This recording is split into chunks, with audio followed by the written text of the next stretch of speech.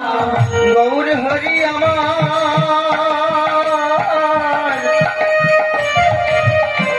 প্রাণ গৌর হরি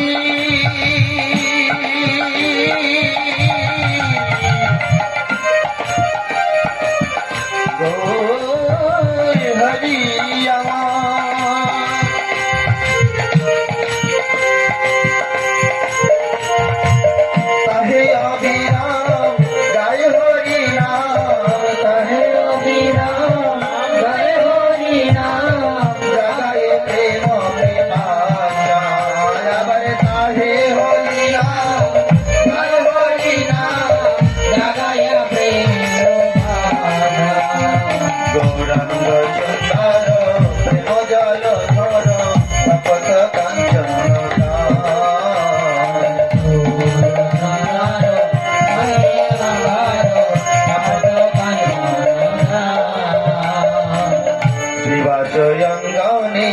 নিতায়ে রোশনে নাম সংকীর্তনে আছে শিবাচরণে নিতায়ে রোশনে নাচিয়া গৌর হরি কেমন নাচে গো গৌর হরি নাচে গো শিবাশের অঙ্গনে গৌর হরি কেমন নাচে গো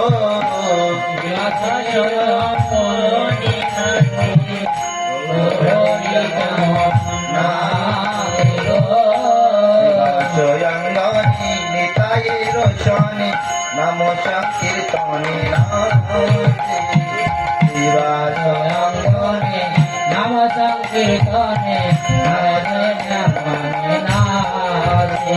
আরে ঘরে ঘরে গিয়া জীব তারিয়া ঘরে ঘরে গিয়া জীব তারিয়া ঘরে ঘরে গিয়া জীব তারিয়া ঘরে ঘরে গিয়া জীব তারিয়া যারে তারে প্রেমে যাচ্ছে আজ ঘরে ঘরে গিয়া যারে তারে প্রেম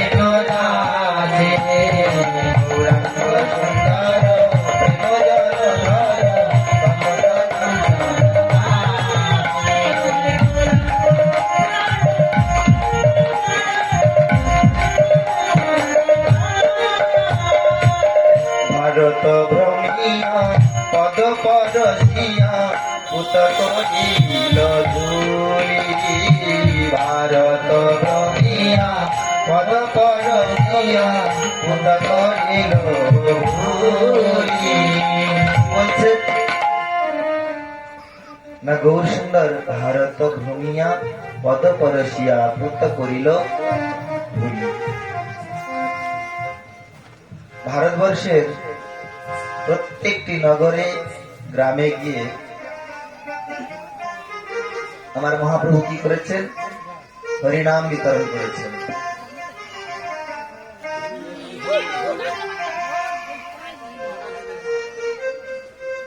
তো আর কি বলছেন? সে চরণ রজ হর কমলজ সদা শিরে লয় তুমি। কোন চরণ রজ? না মহাপ্রভুর চরণ রজ হর কমলজ। হর মানে কি? শিব। আর কমলজ মানে কমলাসন ব্রহ্ম। সেই জন্য কি বলছে?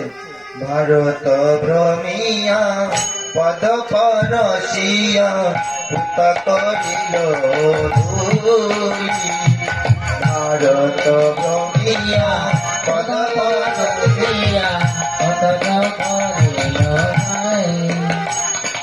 সে চরণ রজ হর কমলজ সে চরণ রজ হর কমলজ সে চরণ রজ হর কমলজ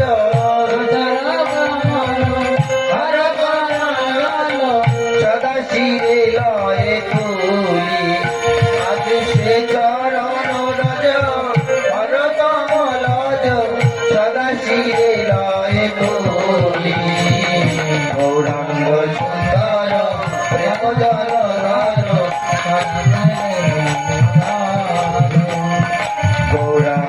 সুন্দর প্রেম জল ধর তপত কাঞ্চন লীলার তুলনা মেলে না তুমি লীলাময় হরি লীলার তুলনা মরনা মেলেরা তোকে লীলার তুলনা মেলে না তুমি লীলাময় হরি লীলার তুলনা মেলে না তুমি তো হরি নাম দিলে জীব উদ্ধারিলে হরি নাম দিলে জীবয় জারিলে হরি নাম দিলে জীব উদ্ধারিলে হরিনাম দিলে জীব জারিলে নদিয়াতে অবতরী তুমি হরি নাম দিলে জীবয় জারিলে নদিয়াতে অবতরী গৌরাঙ্গ সুন্দর প্রেম জল ধর তপত কাঞ্চন প্রেম জল ধার তমদ বল গৌরাঙ্গ সুন্দর প্রেম জল ধর তপত কাঞ্চন গৌরাঙ্গ সুন্দর প্রেম জল ধর তপত কাঞ্চন শ্রী রাধা জয় নিতাই জয় গৌর সুন্দর।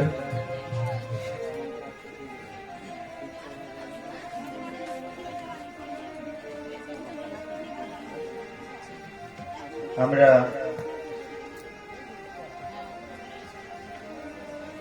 সবাই মিলে শ্রীমদ্ ভাগবতমের প্রণাম প্রদান করে মঙ্গলাচরণ করে নেব, কিন্তু তার আগে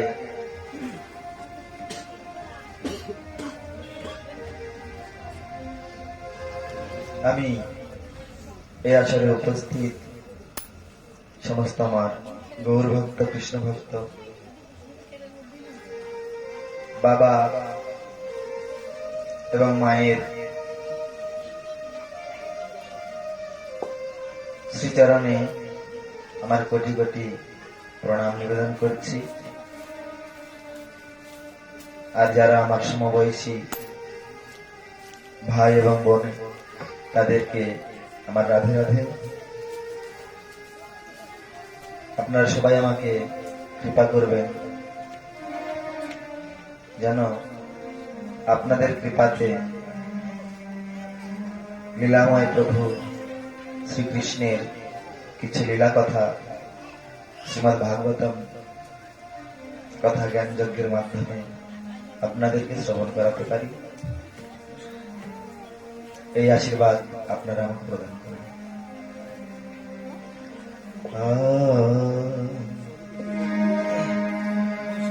গৌরী গৌর বল সবে প্রেমানন্দে হৃদয় হবে, আয় নামেতে জনম সফল হবে। গৌরী গৌর বল সবে প্রেমানন্দে হৃদয় হবে, আয়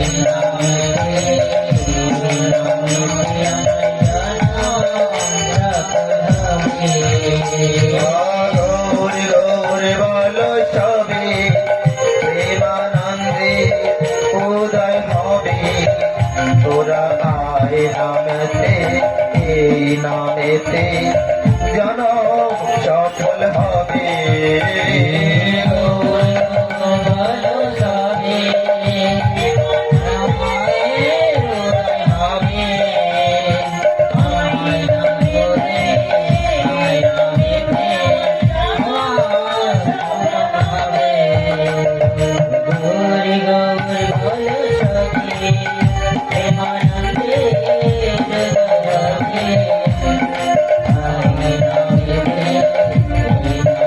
Thank you.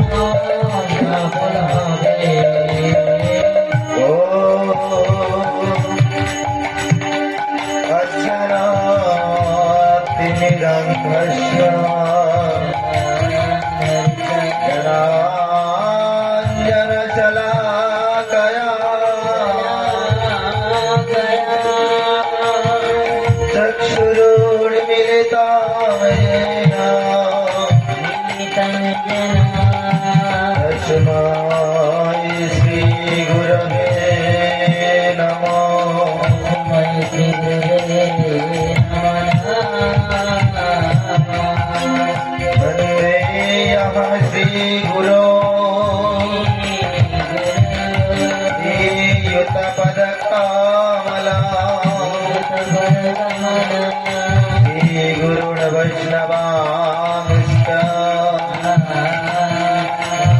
श्री रूपं शास्त्रजात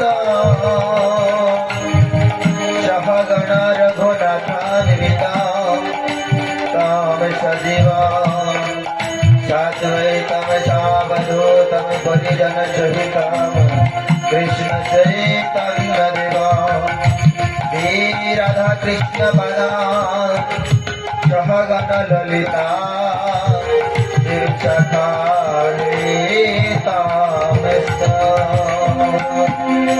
गौर गौर बाल स्वामी प्रेमानंदे हृदय भावे आय नमिते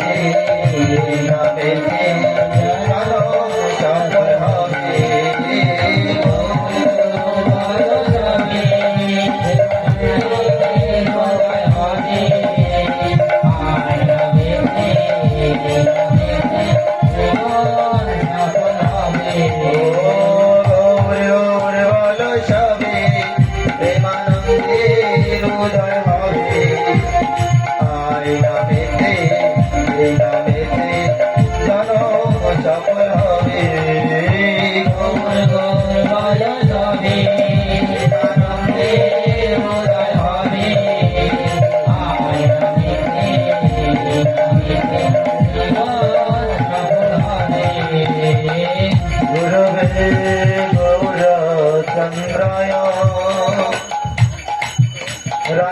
राधिकाय तदालये कृष्णाय कृष्णभक्ताय तद्भक्ताय नमो नमः नित्यानन्द नमस्तुभ्यं प्रेमानन्द प्रदायिने कलो कल्मषनाशय जन्मवापतये नमो नमो महामदन्याय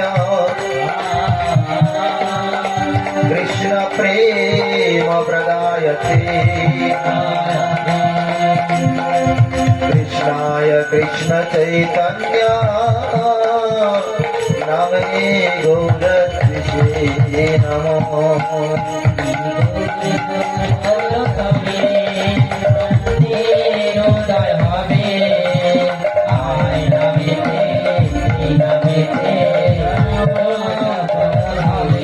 गौर गौर बाल सभी प्रेमानंदे हृदय हरि आय नमेते जनो सफल हवे गौर गौर बाल सभी हृदय हरि आय नमेते सफल हवे हे कृष्ण करुणा सिंधु दीनबंधु जगतपते गोपेश गोपिका कांत राधाकांत नमस्तुते भक्तकांचन गौरांगी राधे वृंदावनेश्वरी भानुसुते देवी प्रणमामि हरि प्रिये पंचाकल्पतरुभ्यश्च कृपा सिन्धुभ्येव च पतितानां पावनेभ्यो वैष्णवेभ्यो नमो नमः वृन्दाय तुलसीदेवै प्रियाय केशवस्य कृष्ण भक्ति देवी शतवत्यै नमो नमो गौर गौर बाल स्वामी प्रेमानंदे हृदय हरि आय नमेते सफल हवे गौर गौर बाल स्वामी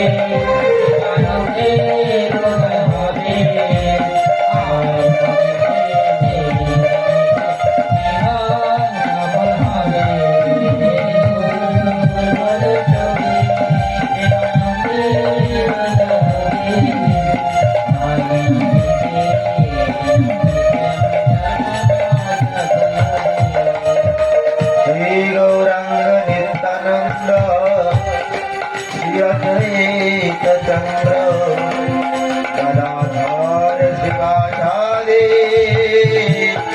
गौरभक्तवृंद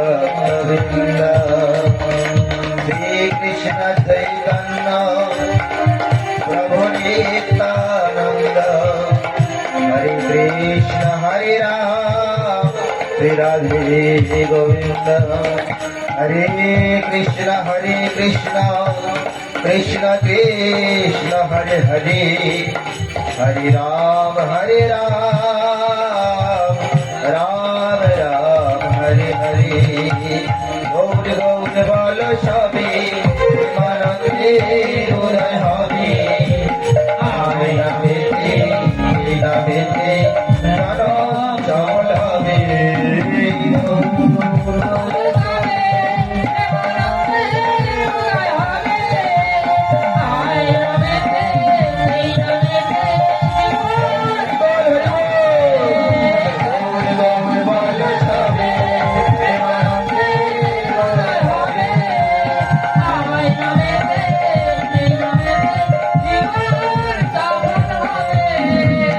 सच्चिदानंद जय गौर हरि जय सच्चिदानंद जय गौर हरि जय सच्चिदानंद जय गौर हरि जय सच्चिदानंद जय गौर हरि विष्णु प्रियर प्राणनाथ नदिया बिहारी विष्णु प्रियर प्राणनाथ नदिया बिहारी जय सच्चिदानंद जय गौर हरि जय सच्चिदानंद जय गौर हरि जय सच्चिदानंद जय गौर हरि विष्णु प्रिया प्राणनाथ नदिया बिहारी हमारे विष्णु प्रिया प्राणनाथ नदिया बिहारी हरे कृष्ण हरे कृष्ण कृष्ण कृष्ण हरे हरे हरे राम राम राम हरे हरे हरे कृष्ण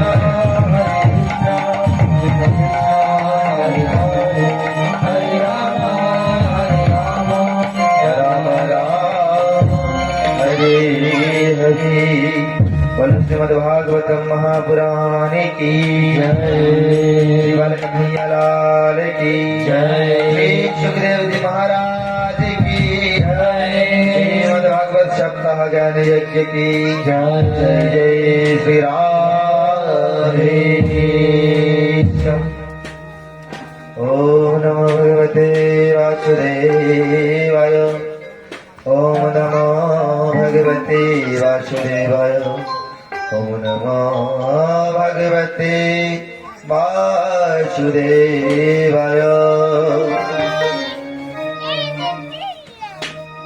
नारायणं नमस्कृत्य नरं चैव नरोत्तमं देवीं सरस्वतीं व्यासं ततो जयमुदीरये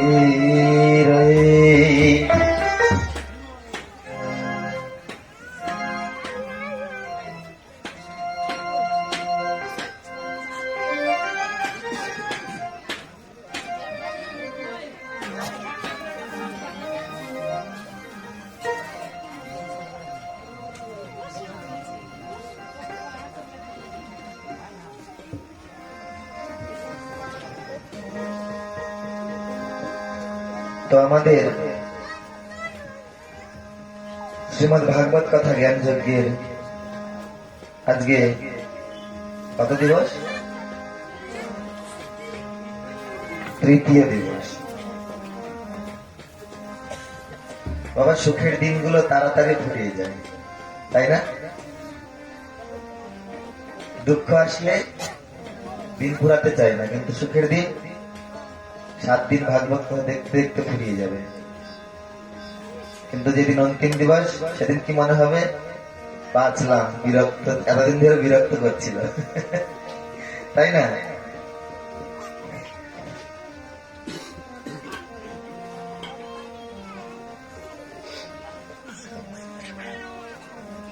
তো আমাদের ভাগবতম কথা প্রারম্ভ হয় কোথা থেকে? না, যখন কুরুক্ষেত্রের যুদ্ধ সমাপ্ত হয়ে মহারাজ যুধিষ্ঠির নিজের রাজ্য চালানোর জন্য মহারাজ হয়ে রাজ সিংহাসনে রাজ্যাভিষেকে অভিষিক্ত হয়ে তিনি রাজপাট সামলানোর জন্য সেখানে বর্তমান থাকেন। আর ঠিক সেই সময়ে প্রভু আমার কি করে না, যুধিষ্ঠির মহারাজের তো রাজ্য মিলেই গিয়েছে, তাহলে এতদিন ধরে হস্তিনাপুরে থেকে আমার কি লাভ? নিজের তো দ্বারিকাপুরী আছে, সেখানে কে আছে? 16,108 মহারানী। 16,108 মহারানীর 10টি করে পুত্র, এক একজনের একটি করে কন্যা। এবার গুণ করে দেখুন কতটি হচ্ছে। তো অত বড় একটা পরিবার ভগবান শ্রীকৃষ্ণের সেখানে দ্বারিকাতে রেখে হস্তিনাপুরে এসেছেন কেন? না নিজের ভক্তকে রক্ষা করার জন্য। ভক্তকে ভগবান বলছেন ভক্ত সীমে সখাজ রহস্যম হেতু উত্তম, যে ভক্ত হয়ে আমার সঙ্গে সখার মতো আচরণ করে, সখার মতো ব্যবহার করে, সেই উত্তম। ভক্ত হয়েও ভগবানের সখাকে না অর্জুন কেমন সখা জানেন? বাবা সাউন্ডটা কেমন যেন একটা আওয়াজ হচ্ছে।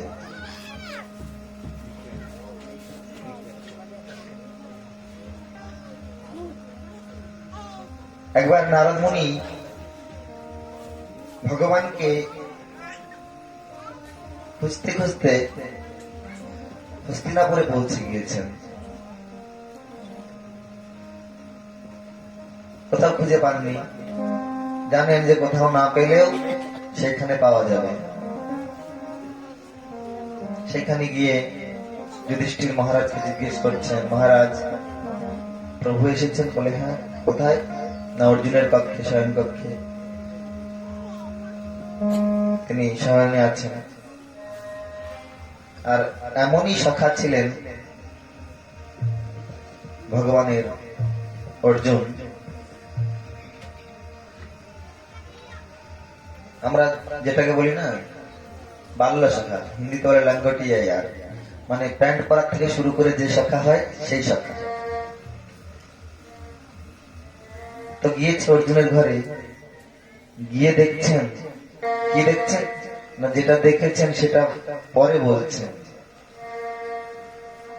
ভগবান শুয়ে আছেন একই বিছানাতে, অর্জুনও শুয়ে আছেন, কিন্তু ভগবানকে দেখা মাত্র তিনি ভগবানকে প্রণাম না করে অর্জুনের চরণ স্পর্শ করে প্রণাম করছেন।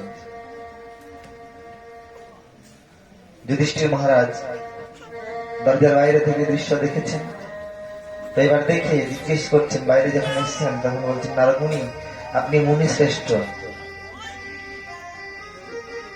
দেবর্ষি, দেবতাদের ঋষি, আর কোথায় আমার ভাই অর্জুন মানব, আর তার পাশেই শয়নে আছেন ভগবান শ্রীহরি সাক্ষাৎ, তাকে আপনি প্রণাম না করে আমার মানব ভাই অর্জুনকে কেন প্রণাম করলেন? বলছেন মহারাজ আমি এতদিন বুঝতে পারিনি অর্জুন কত বড় ভক্ত, যে ভগবানের ভয়ে যাহারও প্রতাপে ভুবন কাঁপয়ে, যে ভগবানের অনুমতি বিনা বৃক্ষের একটি পত্র পর্যন্ত খসে ভূমিতে পতিত হয় না। কি দেখলাম জানেন?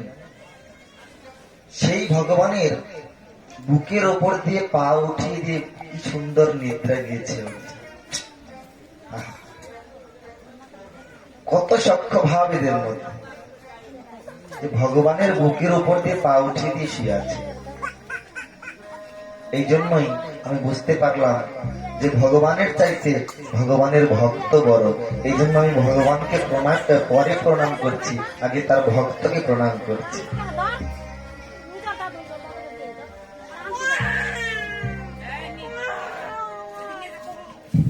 ভগবান কি বলছেন?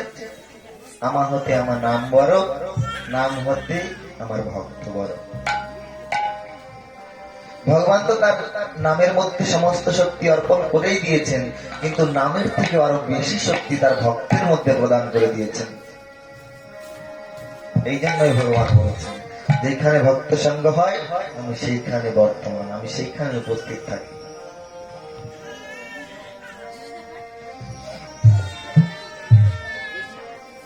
যখন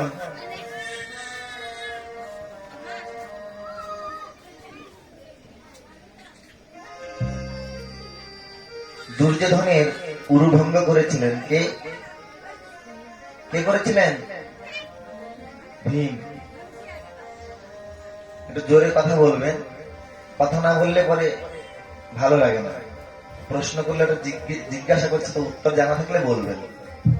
কে করেছিলেন? ভীম। তো উরুভঙ্গের পরে দুর্যোধনের কিন্তু তাৎক্ষণিকভাবে মৃত্যু হয়েছিল না। কেন না? তার উপরে আশীর্বাদ নয়, অভিশাপ ছিল। কি অভিশাপ? যদিও আশীর্বাদ ছিল, কিন্তু তার জীবনে সেটা অভিশাপ রূপে প্রতিফলিত হয়েছে। কোন কোন অভিশাপ মানব জীবনে আশীর্বাদ রূপে প্রতিফলিত হয়, আর কোন কোন আশীর্বাদ ও অভিশাপ রূপে প্রতিফলিত হয়। তাকে এক ঋষি আশীর্বাদ দিয়েছিলেন কি? যে তোমার মৃত্যু হবে না। কখন হবে মৃত্যু? যেদিন তোমার সামনে আনন্দ এবং দুঃখের সংবাদ একসঙ্গে আসবে, সেই দিন তুমি মরবে। কিন্তু স্বাভাবিকভাবে দেখা যায় যে আনন্দ আর দুঃখ কোনোদিন সমানে একসাথে আসে না। আসে কি? আসে না। দিনের পরে রাত, তেমন দুঃখের পরে সুখ সেভাবে আসে। তখন দুর্যোধন মনে এত প্রফুল্ল হয়েছিল মনে মনে, যে এটা কোনোদিন সম্ভব নয়। একসঙ্গে হর্ষ আর বিষাদ কি করে সম্ভব? দুঃখ আর আনন্দ একসঙ্গে কোনোদিন সম্ভব নয়। কাজে আমি অমর হয়ে গিয়েছি। কিন্তু যখন ভীম কর্তৃক দুর্যোধনের উরুভঙ্গ হলো, তার তো আর সেই আনন্দ আর বিষাদের সংবাদ আসছে না বলে তার মৃত্যু হচ্ছে না, যন্ত্রণায় ছটফট করছে। কুরুক্ষেত্রের যুদ্ধে সমস্ত সেনা নিধন হওয়ার পরে একমাত্র বেঁচে ছিলেন কে? অশ্বত্থামা।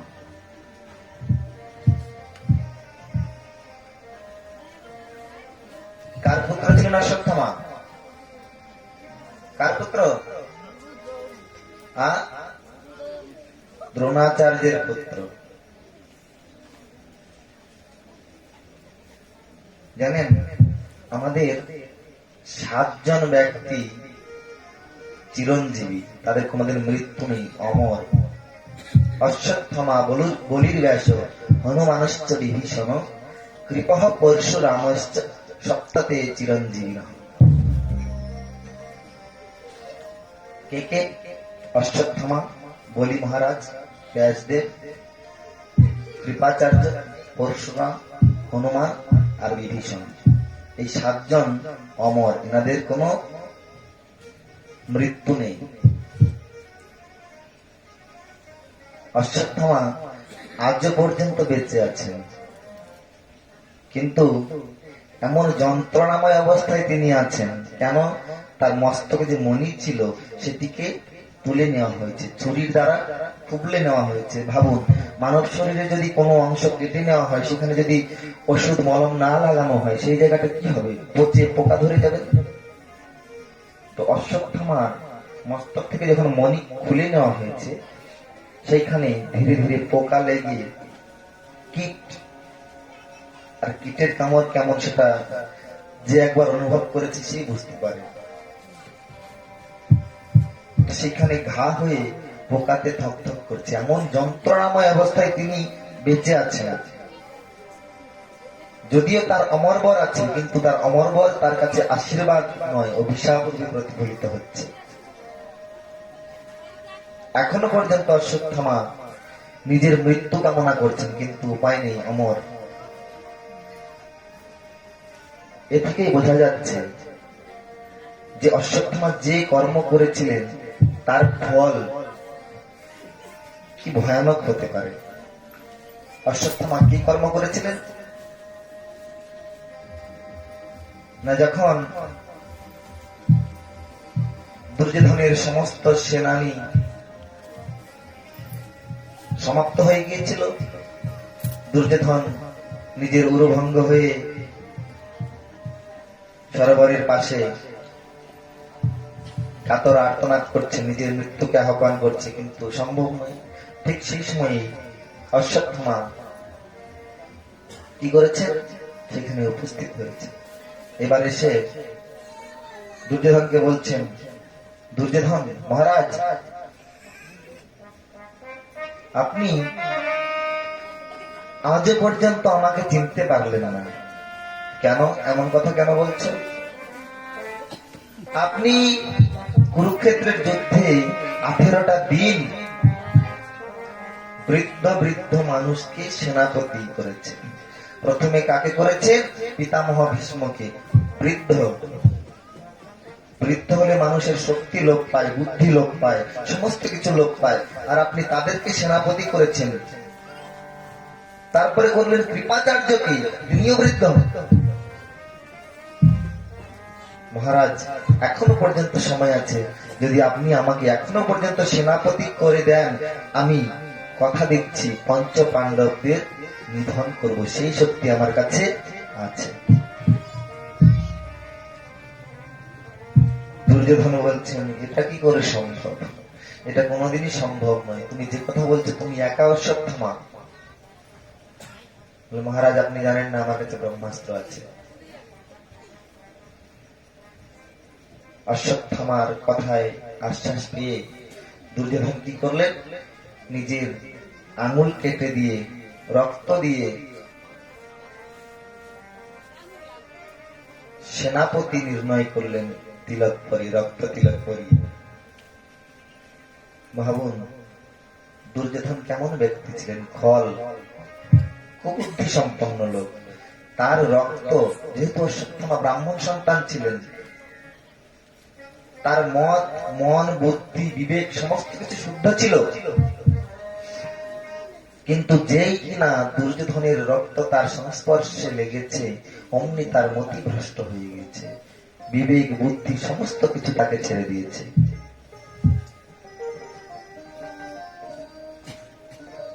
এবার যখন সেনাপতি পদে অভিষিক্ত হয়েছেন, রাত্রিতে যাচ্ছেন কোথায়?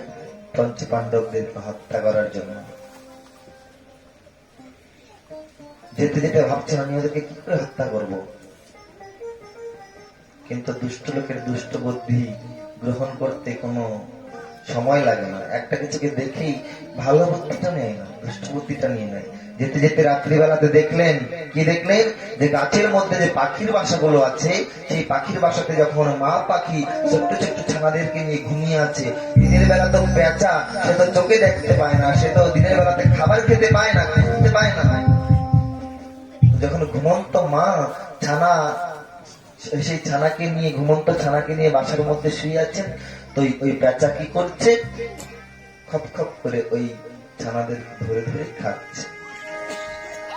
অশ্বত্থামার মাথায় বুদ্ধি চলে এলো কি, যে আমি ঘুমন্ত অবস্থায় তাদেরকে হত্যা করব, নয়তো আমি একা, ওরা 5 জন, আমি কি করে পারবো?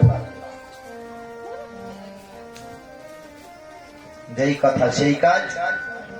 রাত্রিবেলায় অশ্বত্থামা চলেছেন কোথায়? না, সেই যুধিষ্ঠির মহারাজের শিবিরের দিকে। কিন্তু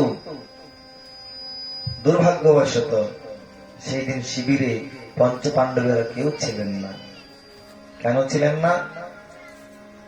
শ্রীমদ্ ভগবত গীতাতে সবচাইতে অন্তিম শ্লোক সঞ্জয় বলছেন কি,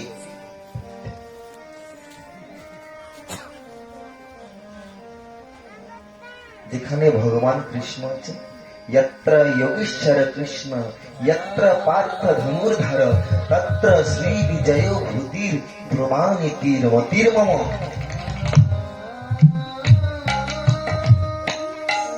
যেখানে যেখানে ভগবান শ্রীকৃষ্ণ যোগেশ্বর শ্রীকৃষ্ণ যেখানে বর্তমান, আর যেখানে তার সঙ্গে যত্র পার্থ ধনুর্ধর, ধনুকধারী পার্থ বর্তমান, তত্র শ্রী বিজয় ভূতির ধ্রুবান ইতির মতির মম।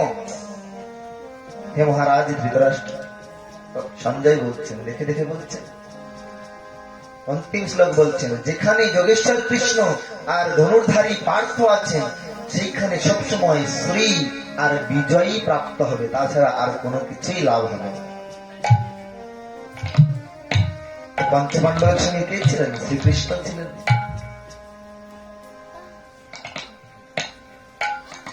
তিনি কি করেছেন? পঞ্চপাণ্ডবদেরকে বলেছেন যে দেখুন মহারাজ যুধিষ্ঠির, যুদ্ধে বিজয় প্রাপ্তির পরে সেই রাত্রে শিবিরে ঘুমানো উচিত নয়। কি করা উচিত? না সৎসঙ্গ করা উচিত। কোন সৎ বৈষ্ণবের কাছে গিয়ে, মহাত্মার কাছে গিয়ে, ব্রাহ্মণের কাছে গিয়ে হরিকথা শ্রবণ করতে হয়, ভগবানের নাম গুণ কীর্তন করতে হয়, সেই রাত্রি নিদ্রার জন্য নয়। তো ভগবানের কথা শুনে তারা মহাত্মার আশ্রমে গিয়ে হরিকথা করছেন, সৎসঙ্গ করছেন। এইদিকে পঞ্চ পাণ্ডবের দ্রৌপদীর যে পঞ্চপুত্র ছিল, বিজয় লাভ হয়েছে, বাবা কাকারা বিজয় হয়েছে, সেই সুখে সেই আনন্দে তারা বলছেন, মা আমরা আজকে আমাদের শিবিরে নয়, বরঞ্চ আমাদের বাবা কাকাদের শিবিরেই আমরা শয়ন করব। দ্রৌপদীর 5 সন্তান, 5 ছেলে কি করেছে?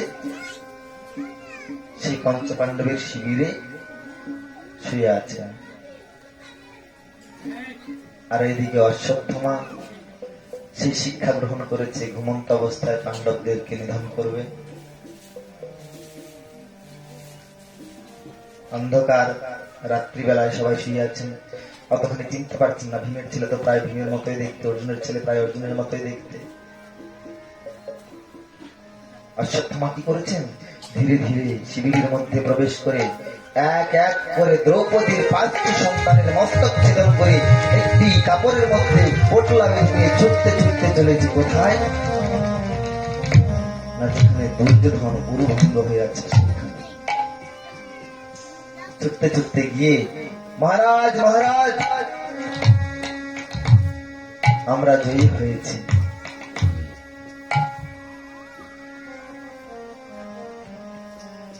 যখন এই কথা শুনেছে, আমরা জয়ী হয়েছি, দুর্যোধনের মনে আনন্দ উৎপন্ন হয়েছে, সত্যি আমরা জয়ী হয়েছি। দুর্যোধন বলছে, অশ্বত্থামা তুমি আমাকে সবচাইতে প্রথমে ভীমের মস্তক প্রদান করো, আমি ওর মস্তকটাকে আমার 2 হাত দিয়ে দুমড়ে মুচড়ে টুকরো টুকরো করে দিতে চাই। ও আমার যেমন করে গুরু ভঙ্গ করেছে, আমি তেমনি করে ওর মস্তকটাকে দুমড়ে মুচড়ে ফেলে দিতে চাই। অশ্বত্থামা কি করেছেন? ভীমের ছেলের মস্তক, যেমন ভীম দেখতে সেই রকম ছিল, ভীমের ছেলের মস্তক দুর্যোধনের হাতে দিয়েছে। কিন্তু দুর্যোধন একটিবার চাপ দিয়ে সেই মস্তক ভেঙে ফেলেছে।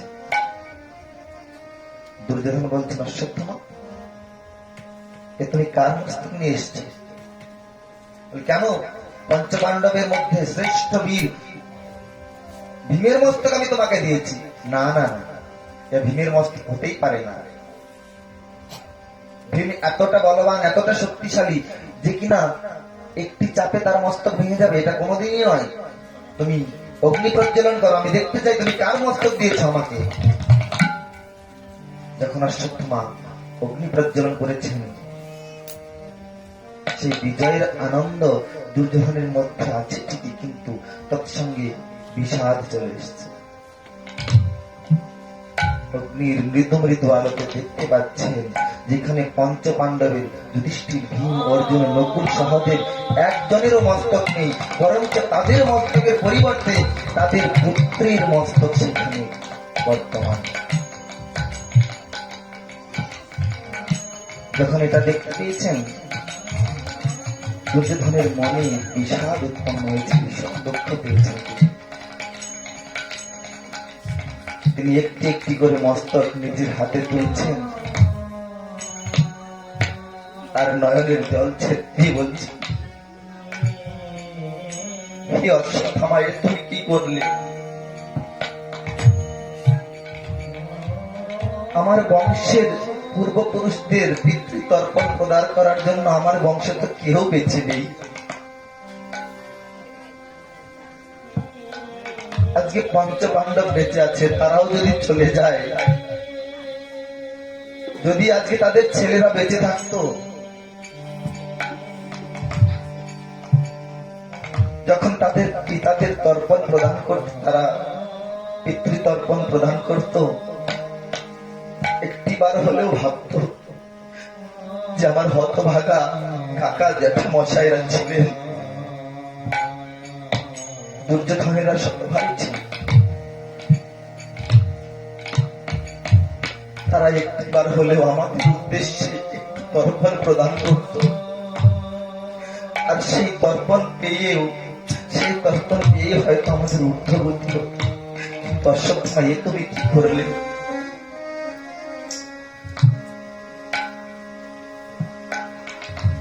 তুমি আমাদের সেই মুক্তির পথটাও বন্ধ করে দিলে।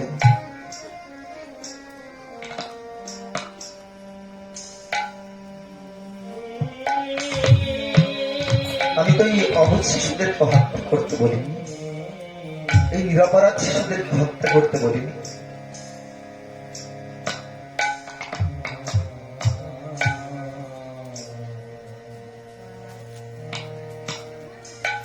এইরকম অবস্থায় যখন দুর্যোধনের মধ্যে বিজয়ের আনন্দ আর পঞ্চপাণ্ডবদের পুত্রদের নিধনের শোক উৎপন্ন হয়েছে, সেই সময়ে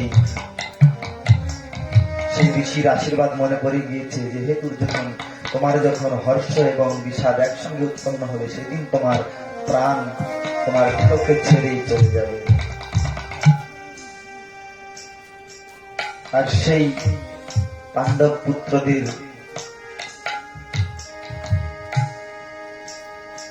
নিধনের শোক করতে করতে দুর্যোধন সেখানে কি করেন? প্রাণ বিসর্জন করেন। এইদিকে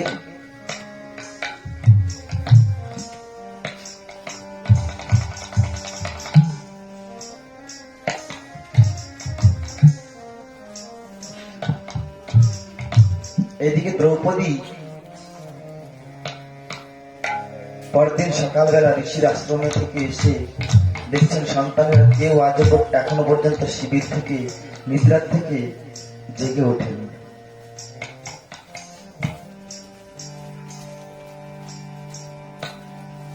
ভাবছেন হয়তো এতদিনের ক্লান্তির পরে একটু সুখে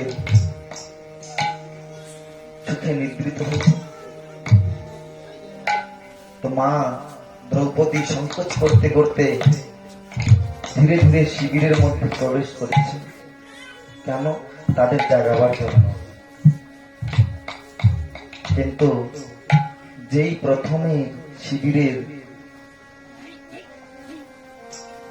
প্রথম সন্তানের মুখের উপর থেকে চাদরখানা হটিয়েছেন, অমনি দেখে তার বুকটি হাহাকার করে উঠেছে, চৌকির হয়ে গিয়েছে।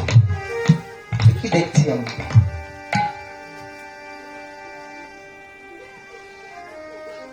দ্রৌপদীর পুত্রের শুধুমাত্র ঘরখানা পড়ে রয়েছে, সেখানে মস্তক নেই। এক এক করে 5টি চাদর যখন ছড়িয়েছে, দ্রৌপদী আর নিজেকে ধরে রাখতে পারে।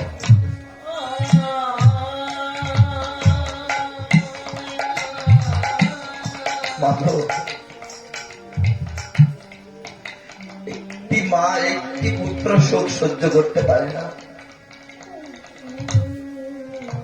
কিন্তু দ্রৌপদী 5টি সন্তানকে হারিয়ে কি করে সুখে থাকতে পারে, কি করে ঠিক থাকতে পারে?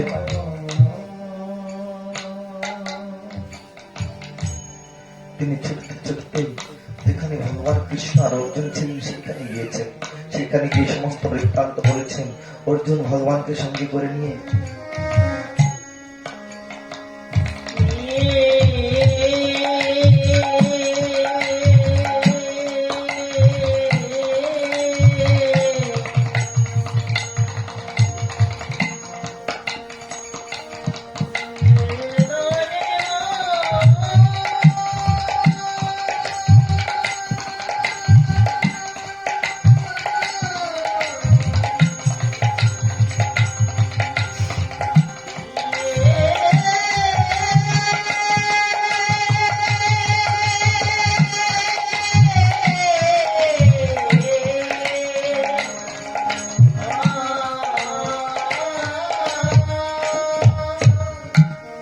ভগবানকে সঙ্গে করে নিয়ে অর্জুন শিবিরে গিয়ে দেখছেন যে শিবিরে শুধুমাত্র রক্তের বন্যা বইছে।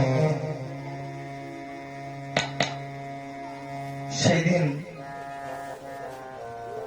দ্রৌপদীর সন্তানদের এই অবস্থা দেখে জগৎপতি জগৎপালক শ্রীকৃষ্ণ নিজের অস্ত্রকে ধরে রাখতে পারে না। হায় রে বিধাতা, এই কোন ক্রূর জীবকে তুমি তৈরি করেছ যে মায়ের কোল থেকে 5 সন্তানকে একসঙ্গে কেড়ে নিয়েছে? এ কেমন আততাই?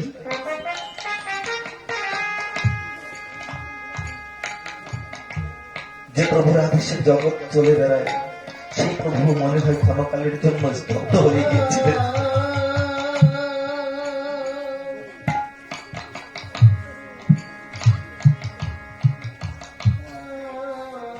অর্জুন নয়ন জলে বক্ষ মিশাচ্ছে আর দ্রৌপদীকে সান্ত্বনা দিয়ে বলছেন, দ্রৌপদী তুমি চিন্তা করো না,